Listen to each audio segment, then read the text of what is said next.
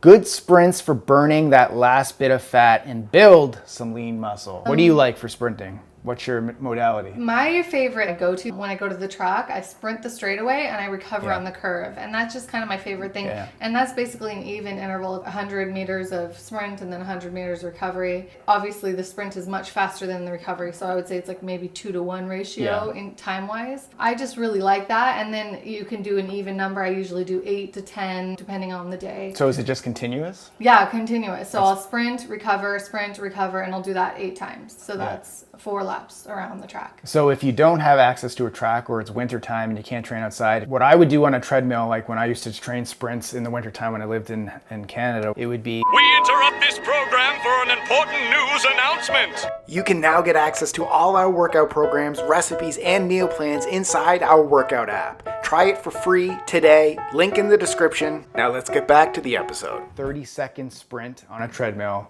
and then 60-second minimum recovery. And when I say recovery, I mean you go from, like, I was on max sprint, so 12 miles per hour on an incline. As fast as the treadmill can go. And then you turn, basically. Yeah. And then you turn it down to about a 3 to a 4, so you're just walking. Wouldn't you like lift and jump off? I would as well until it slowed down. Yeah. And then you just do that for 60 seconds. Yeah. But a lot of people, you need more recovery than that. Like, so basically, if you're in sprinting, what I would recommend is you get a heart rate monitor. Do it based on heart rate zone. So if you don't know what the heart rate zone is, where your max and your min and where you should be, we'll put a link down. I got articles and blog posts and videos on that as well, so we'll include that down below. My favorite sprinting style is at the track. It's a little bit different than you. I like going all out for that 100 meter dash, and then I'll wait until my heart rate goes down. So that 100-meter dash is like 11 seconds it takes me. So basically I'll probably go again in 30 seconds. So I'll walk back to the starting line. So it's like almost 3 times as much rest as it's 3 times as much rest as work. Yeah.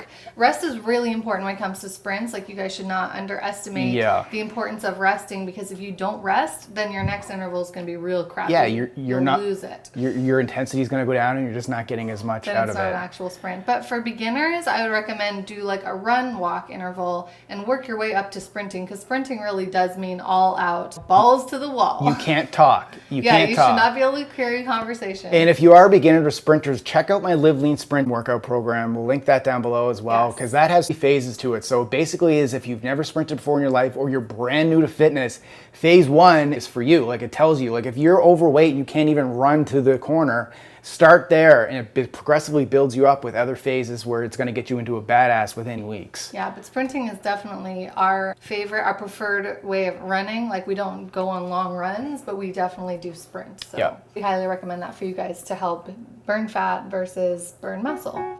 They tell me that I'm never gonna make it. They want me to do something that could make sense. They hate when I